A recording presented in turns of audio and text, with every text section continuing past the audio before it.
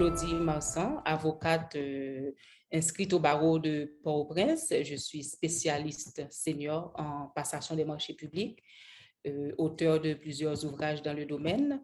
Et aujourd'hui, je vais vous parler de l'accès des micro, petites et moyennes entreprises, de faciliter l'accès des MPME à la commande publique pour une meilleure relance de l'économie en Haïti. Donc, dans le cadre du sommet international de la finance en Haïti.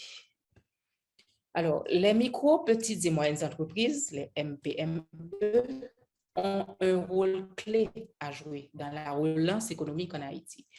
En effet, elles forment la première source de nouveaux emplois dans le pays.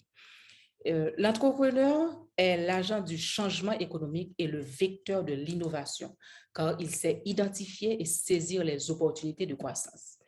En Haïti, il existe de vraies opportunités d'affaires, aussi bien pour les entreprises locales que les entreprises étrangères. Toutefois, des freins empêchent les MPME d'accéder à la commande publique qui inclut les marchés publics et les conventions de concession d'ouvrages de services publics. Donc, il revient aux décideurs d'éliminer certains freins à tout prix et immédiatement pour mettre le pays sur la voie du développement durable. J'ai identifié et regroupé des obstacles en 4 principaux freins, ainsi que les solutions à mettre en œuvre incessamment afin d'inciter les MPME locales à oser les marchés publics. Tous les freins indexés peuvent vite disparaître si le gouvernement actuel embrasse la cause et en fait un dessein prioritaire pour une meilleure relance de l'économie en vue d'améliorer la vie des gens de manière irréversible, comme le souhaite le Premier ministre, qui, comme nous le savons, est le supérieur hiérarchique de la Commission nationale des marchés publics, CNMP. Donc, la volonté de l'acheteur public est une pièce essentielle dans l'accès des MPME à la commande publique. Nous allons tout de suite voir le premier frein. Seuil de passation du marché public trop élevé, entretenant l'opacité des procédures. Vous savez, le relèvement des seuils en 2012 avait pour objectif de favoriser la participation des PME à la commande publique et donc de leur permettre de gagner des marchés en dessous des seuils communautaires dans le cadre d'allotissement de marchés, de sous-traitance ou de groupement d'entreprises. Cette même mesure a donné d'excellents résultats au Cameroun, mais malheureusement en Haïti, l'objectif de cette décision fut dévié et cela a permis des dérives. Des contrats sont octroyés à de grandes entreprises locales et internationales par entente directe, c'est-à-dire de gré à gré sans mise en concurrence. L'entente directe, comme nous le savons, est une procédure exceptionnelle qui ne protège pas l'intérêt général. Elle est source de toutes sortes de malversations, de corruption et de détournement. Le 21 octobre 2021, le gouvernement actuel a adopté des seuils intermédiaires pour des marchés faisant l'objet de procédures restreintes, de procédures allégées. Toutefois, ils demeurent assez élevés et méritent d'être revus à la baisse. Imaginez que ces seuils permettent à un ministère ou un organisme autonome de passer un marché de travaux de gré à gré sans contrôle a priori de la CNMP pour un montant de 5 millions de gourdes, alors qu'en Jamaïque, le seuil correspondant est de 13 560 $ américains, soit 1 500 000 gourdes environ. On peut donc conclure qu'en Haïti, les seuils trop élevés empêchent tout bonnement l'accès des MPME à la commande publique. Quelles seraient les solutions? Premièrement, première solution, abaisser immédiatement les seuils de passation des marchés publics en vigueur et veiller à l'application stricte des nouveaux seuils qui seront fixés et qui, je pense, devraient s'aligner à ceux utilisés à la Jamaïque, par exemple, un pays qui avance bien sur le plan économique. Deuxième solution, ce serait de combattre, ça doit être, de combattre l'opacité dans le processus en adoptant des mesures concrètes pour que la Commission nationale des marchés publics contraigne les acheteurs publics à respecter le principe de la transparence à toutes les étapes de la procédure. Donc, il faut que les autorités contractantes publient systématiquement les plans annuels de passation de marché, les avis généraux de marché, les avis spécifiques d'appel d'offres ainsi que les avis d'attribution définitive ou d'annulation de marché. En outre, tous les rejets d'offres doivent systématiquement être argumentés par l'autorité contractante. En connaissant les motifs de rejet de son offre, l'entrepreneur peut en tirer des leçons pour s'améliorer et oser concourir de nouveau avec plus d'assurance de gagner. Donc, la CNMP est tenue de jouer efficacement son rôle de régulateur et doit enfin gagner la confiance des citoyens, entre autres en alimentant la liste noire, figurant sur son site, d'informations concernant les contrevenants qu'elle sanctionne, agents des autorités contractantes, soumissionnaires, titulaires de marché, ce conformément aux dispositions des articles 91 à 94 de la loi du 10 juin 2009. Troisième solution, mieux impliquer la société civile dans les processus. La société civile est un contre-pouvoir qui doit jouer sa partition pour encourager le respect de la transparence dans les marchés publics. Elle doit s'impliquer efficacement en amont et non uniquement en aval quand il s'agit de dénoncer des dérives, une fois que les préjudices ont déjà été causés à la communauté. Donc, la société civile néglige de s'impliquer efficacement dans le processus de passation des marchés publics en tant qu'observateur des marchés de l'État, conformément à la législation en vigueur qui dispose, je vais vous le lire, un représentant des organisations de la société civile peut participer en tant qu'observateur aux réunions des comités d'ouverture des plis et d'évaluation des offres reçues dans le cadre des marchés de l'État. Donc là, vous pouvez, comme référence, aller voir l'article 8-1 de la loi du 10 juin 2009 et l'article 38 de l'arrêté du 26 octobre 2009, précisant les modalités justement d'application de la dite loi, la loi du 10 juin 2009. Toutefois, cette loi ne prévoit pas aussi explicitement que la société civile peut participer en tant qu'observateur aux autres marchés, notamment les marchés des services déconcentrés de l'État, passés dans les départements géographiques, les marchés des collectivités territoriales, les marchés des entreprises publiques et des entreprises mixtes à participation financière publique majoritaire, des organismes autonomes à caractère administratif, culturel ou scientifique, ou des autres organismes publics dotés de la personnalité morale. Donc, il faut remédier à cette situation. Deuxième frein, la lourdeur des procédures et des conditions de participation aux appels à la commande publique. La commande publique est synonyme de complexité et d'entrave pour les micro, petites et moyennes entreprises qui ne connaissent pas les rouages administratifs et moins encore les procédures de passation de marchés publics. Elles font face à de nombreuses difficultés techniques et financières. Les dossiers d'appel à la concurrence comportent des textes fastidieux, décourageant ainsi les MPME à participer aux appels d'offres. La prolifération des contraintes également imposées par les autorités contractantes, les administrations contractantes, ainsi que les prorogations de délais de validité des offres, occasionnant des débours additionnels pour le renouvellement des garanties. Tout ça pénalise les MPME. Donc, la lenteur des procédures s'étalant souvent sur des délais non raisonnables et l'insertion de critères de sélection et d'attribution discriminatoires restreignent souvent l'accès des MPME à la commande publique.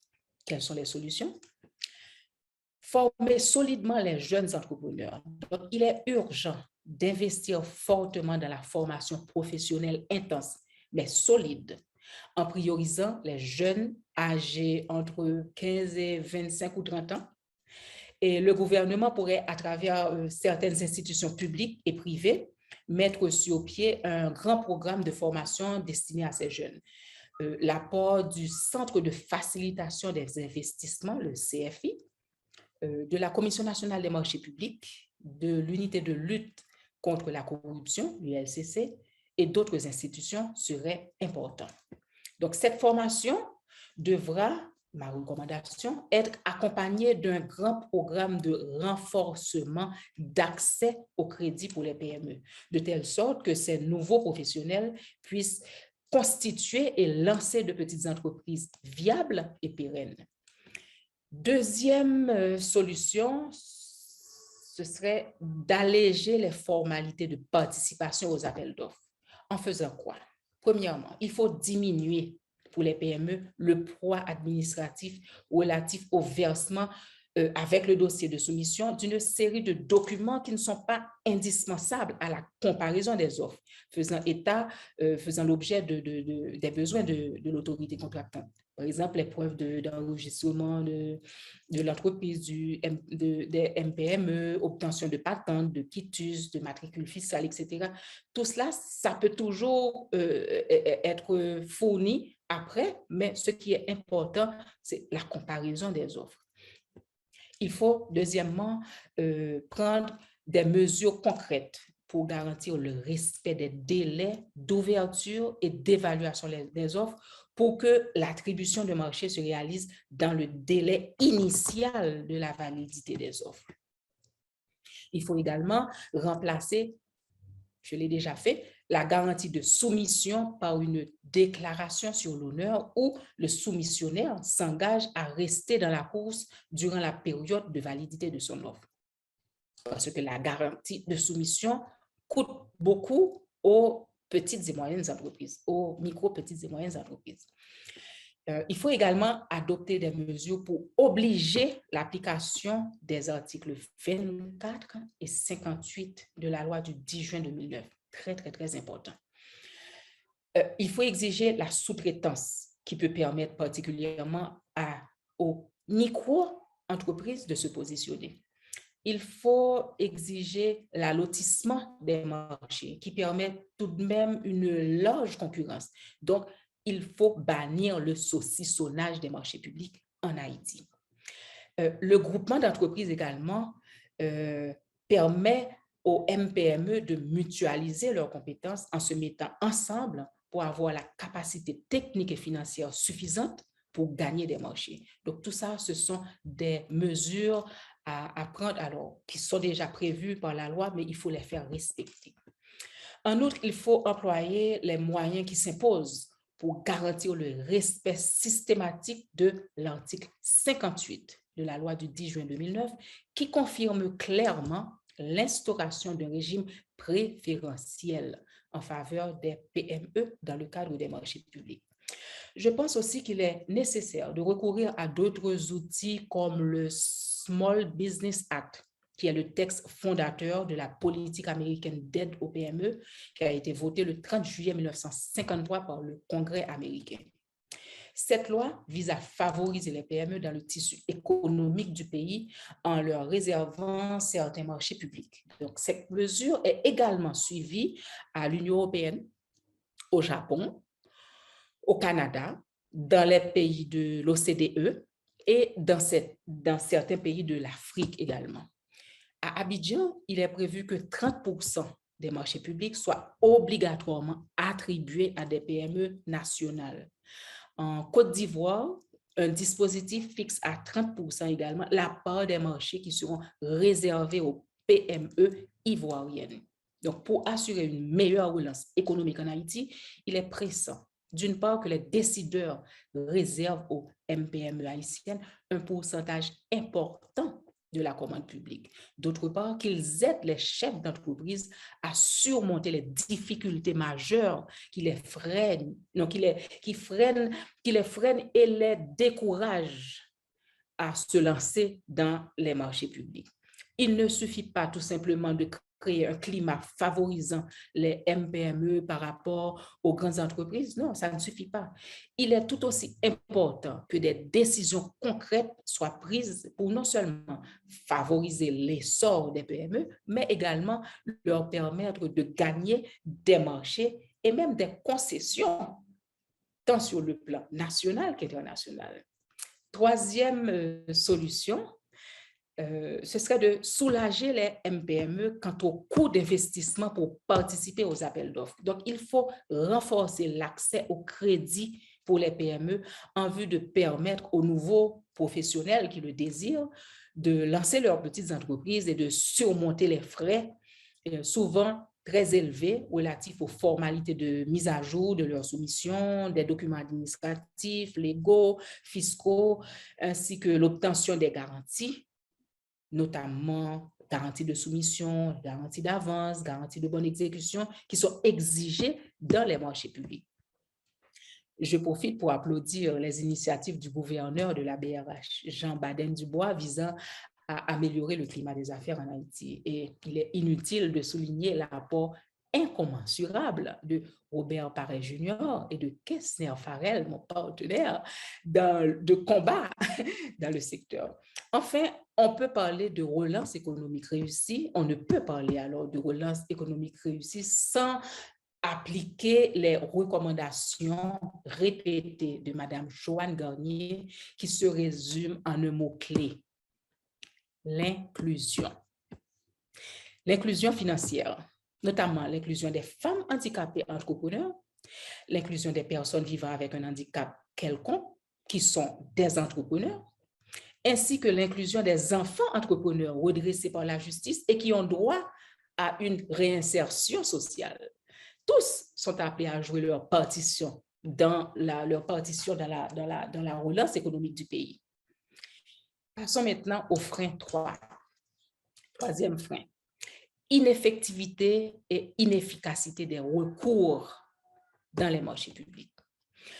Au-delà de cette question d'ineffectivité des recours, bon, un sujet qui suscitera beaucoup de discussions, les procédures sont inefficaces par devant le comité de règlement des différends, le CRD, et la Cour supérieure des comptes et du contentieux administratif dans le cadre des contestations ou des conflits survenus, soit au moment du lancement des marchés, soit lors de leur attribution, soit à l'occasion de leur exécution.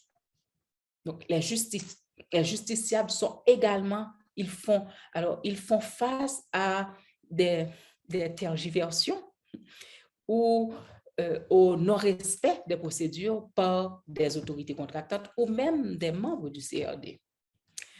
Je dois vous dire que l'article 227 de l'arrêté d'application de la loi du 10 juin 2009, que j'ai souvent mentionné, précise la composition, vous allez voir avec moi la composition du CRD. On a un représentant de la Commission nationale des marchés publics.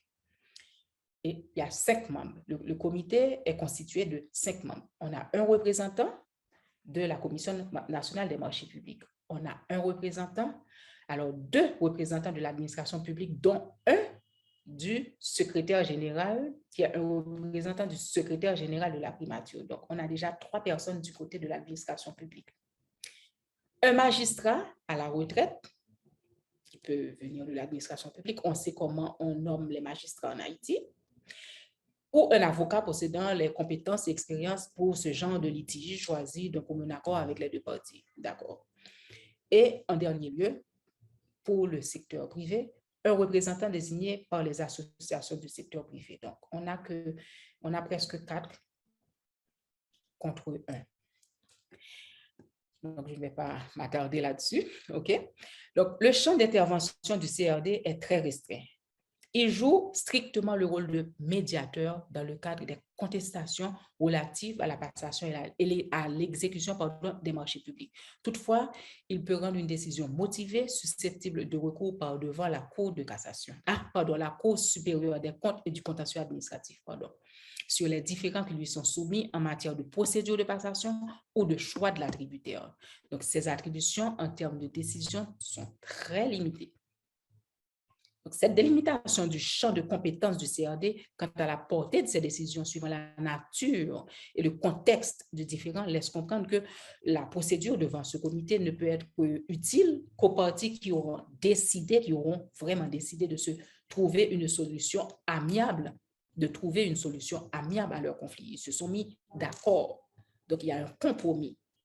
Donc, ce recours peut alors se réaliser sous la forme d'une médiation, d'une conciliation, d'une transaction, mais ne saurait en aucun cas être assorti d'une vraie décision comme une sorte de jugement s'agissant de l'exécution de marchés publics conformément aux dispositions de l'article 95-1 de la loi du 10 juin 2009 qui s'impose suivant la hiérarchie des normes et élimine l'ambiguïté qui est créée par l'arrêté d'application de la dite loi, de cette loi-là, quant à la portée des attributions du CRD. Donc, ceci fera sans doute l'objet de notre débat. La loi du 10 juin 2009 dispose que la procédure devant le comité de règlement des différends est célère et doit respecter les principes de contradiction et du procès équitable. Or, la célérité n'a jamais été garantie dans la procédure par devant le CRD, demeurée longtemps dysfonctionnelle. De surcroît, le respect du principe du procès équitable est en réalité une utopie à ce niveau. Quelles sont les solutions? Repenser complètement la procédure du recours non juridictionnel par devant le CRD, sa constitution, son organisation, sa structure, ainsi que son mode de fonctionnement. Là, c'est ma recommandation. Ce sujet est traité dans le manuel de procédure de passation de marché public et des propositions sont faites dans mon ouvrage apparaître sous peu, l'intitulé qui s'appellera sous le titre de « Vers une réforme de la procédure administrative contentieuse et la résolution alternative du contentieux des marchés publics en Haïti ». Deuxième solution, introduction de l'arbitrage dans les marchés publics pour une résolution alternative définitive des conflits dans les marchés publics. Donc, j'avais déjà mis cette proposition sur le tapis depuis 2012 et j'ai insisté en réitérant ma proposition dans mon deuxième ouvrage, L'essentiel sur le droit des marchés publics, qui a été publié en 2018. Donc, je me permets de reproduire un extrait de la préface de cet ouvrage par un confrère, maître René Kiminou, docteur en droit de l'Université Montpellier, maître de conférence à l'Université des Antilles, chargé d'enseignement à l'Université de la Guyane, avocat au barreau de Fort-de-France. Notons que, alors je cite, maître Claudie Marsan ne se contente point d'écrire la procédure de passation de marché public. De décrire la procédure de passation de marché public, elle suggère les corrections pouvant être portées à la loi ou le complément à lui apporter pour plus d'efficacité en vue de permettre l'accès des PME à la commande publique, des petites et moyennes entreprises à la commande publique. La réclamation est digne d'intérêt. Les entreprises haïtiennes doivent participer à la construction de leur pays et à la création d'emplois. Maître Claudie Marsan recommande par ailleurs le recours possible à l'arbitrage comme mode de résolution du contentieux des marchés publics. À juste titre, il est vrai que ce mode de règlement a montré tout son intérêt dans les États qui l'ont autorisé et qu'Haïti dispose d'une chambre d'arbitrage. Fin de citation. Donc là, il veut parler de la CCAH, la Chambre de conciliation et d'arbitrage d'Haïti. Quatrième et dernier frein, non-respect des délais de paiement par les acheteurs publics. Les modalités de décaissement ne sont pas réglementées dans le cadre des marchés publics. Le non-respect des délais de paiement constitue la majeure partie des recours gracieux auprès des opérateurs et des acheteurs publics des administrations contractantes. Donc, il est urgent que l'on se penche sur les délais de paiement par les acheteurs publics. La non-réglementation de cette question est vraiment préjudiciable à l'avancement des PME. Solution, il faut réglementer les procédures de paiement dans le cadre de la commande publique en fixant le délai de paiement et en fixant le début, le point de départ du délai de paiement. J'ai fait des propositions, mais on ne va pas s'attarder là-dessus. Et deuxième solution, introduction de la facturation électronique dans la commande publique en Haïti.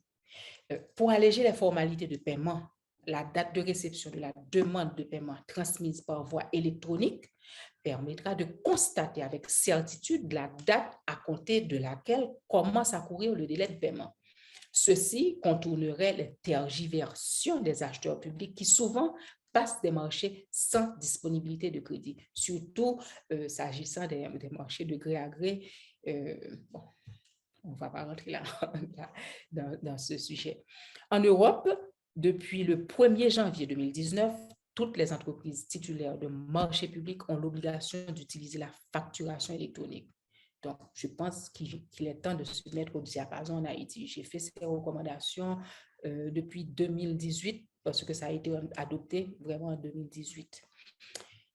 Troisième solution, respecter l'obligation faite aux acheteurs publics de payer les intérêts moratoires. L'article 86 de la loi du 10 juin 2009 dispose: le dépassement du délai de paiement donne droit sans autre formalité pour le titulaire du marché au paiement d'intérêts moratoires à compter du jour suivant l'expiration du délai à un taux qui ne pourra en aucun cas être inférieur au taux d'escompte de la BRH, augmenté de 2 points. Moi, je pense qu'on pourrait majorer ce taux de 5 points de pourcentage pour mieux protéger les MPME et ainsi stimuler les acheteurs publics à respecter les délais de paiement. Il n'est pas superflu de préciser qu'en France, ce taux d'intérêt moratoire est majoré de 8 points de pourcentage. Conclusions et recommandations. Donc, en résumé, en vue de faciliter l'accès des PME à la commande publique pour une meilleure relance de l'économie haïtienne, je fais ces 10 recommandations suivantes.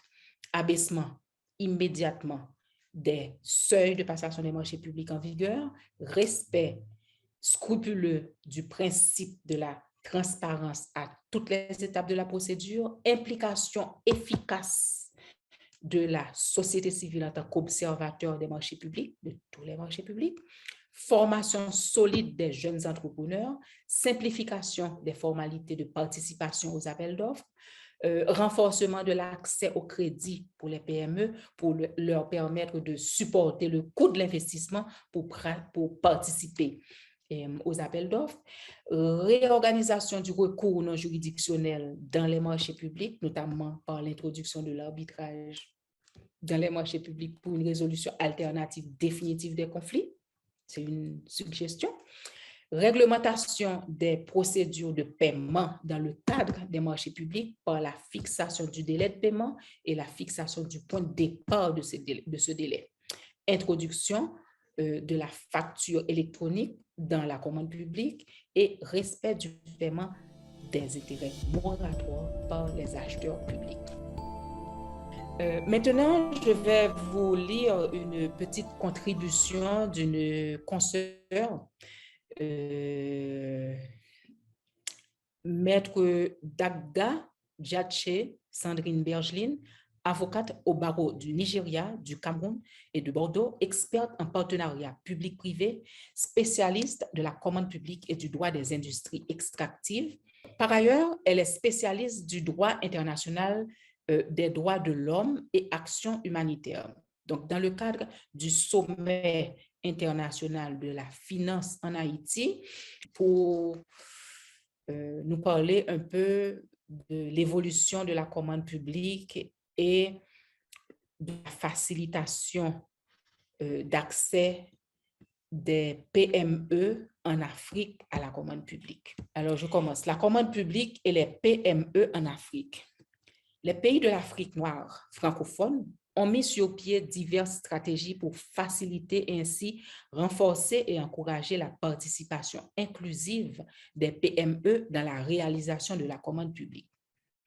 Si auparavant, la commande publique était la chasse gardée des grosses structures, le sillage économique avec la montée en force des MPME dans l'essor économique a contraint les États à réaliser et admettre désormais les MPME, les PME, dans cet environnement réservé aux ténors. Elle m'a expliqué que les ténors, ce sont les grandes entreprises internationales surtout, mais certaines entreprises locales, grandes entreprises en Afrique. Dans l'optique d'encourager les PME et plus encore l'actionnariat féminin, les codes des marchés publics ont catégorisé les parts du marché réservées aux PME en amenuisant au maximum les difficultés d'accès auxquelles faisaient face les PME/PMI. Au rang des difficultés, on peut citer les délais de passation longs et les seuils inadaptés. Ces délais qui vont au-delà de 200 jours ne permettent pas aux PME de supporter les frais relatifs aux engagements pris auprès des banques ou des assurances sans certitude de remporter un marché. De plus, les seuils en vigueur impliquent un volume important de marchés soumis au contrôle a priori de la direction des marchés publics. Les délais d'obtention de validité d'attestation administrative non adaptés. Les délais d'obtention de certaines pièces administratives, notamment les attestations fiscales et sociales, peuvent atteindre, dans certains cas, plus de 2 mois. Et les délais de validité sont courts. Attestation fiscale, 4 mois. Attestation sociale, 1 mois.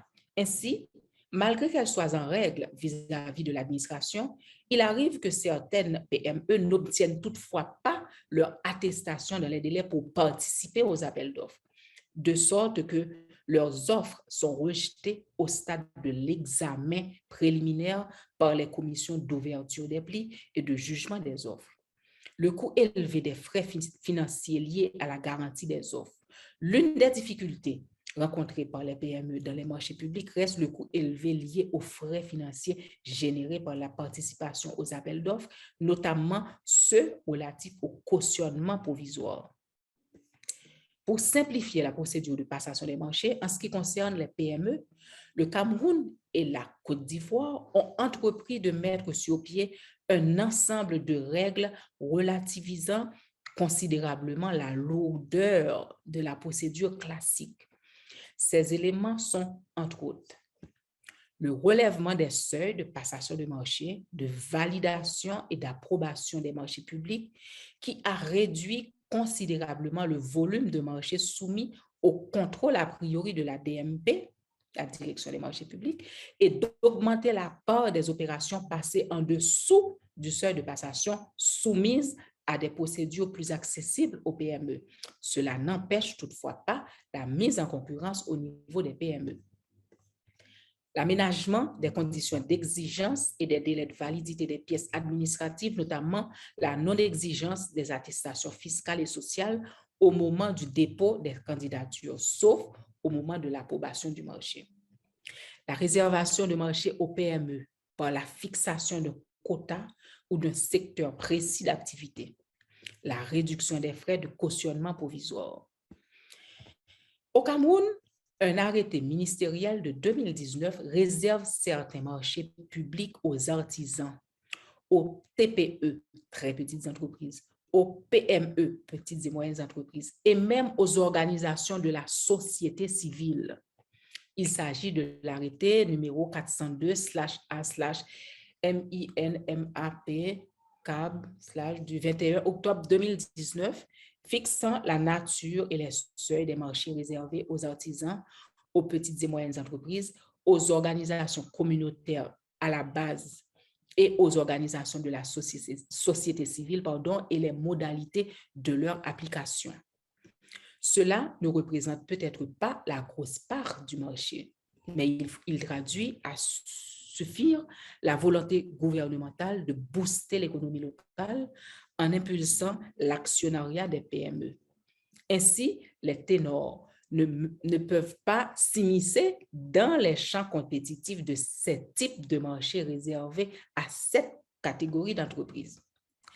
D'autre part, depuis janvier 2022, l'État camerounais a imposé aux grosses entreprises de se faire délivrer des attestations de catégorisation afin de mieux contrôler les secteurs d'activité de chaque entreprise soumissionnaire à une commande publique et ainsi faire le tri en écartant les aventuriers. Alors, les marchés de gré à gré sont moins usités, ce qui donne la chance aux PME de candidater. En Côte d'Ivoire, la part des marchés attribués aux petites et moyennes entreprises, PME, est passée de 31,2% à fin juin 2019 à 41,48% à fin juin 2020, ce qui traduit la volonté du gouvernement d'améliorer l'accès des PME à la commande publique à travers l'instauration de procédures simplifiées, notamment le relèvement de 20% à 30% du quota des marchés en faveur des PME, le relèvement de 5% à 15% de la marge de préférence à tout soumissionnaire à un appel d'offres qui prévoit de sous-traiter au moins 30% du montant de son marché à une PME locale et l'allègement des conditions d'exigence des attestations fiscales et sociales. Au Mali, le décret numéro 2018-0473/PM-RM du 28 mai 2018 portant adoption des mesures d'orientation de la commande publique vers les PME et la production nationale aménage la participation des dites PME à la commande publique. Comme le Cameroun et la Côte d'Ivoire, le Mali a imposé un seuil de participation des PME à la commande publique en circonscrivant son champ d'action, en privilégiant l'allotissement, la sous-traitance, les groupements d'entreprises, en allégeant les conditions de participation au marché public pour les entreprises artisanales au Mali et en améliorant les conditions de paiement pour ces dernières. Voilà, c'est tout ce que j'avais pour vous aujourd'hui. Merci.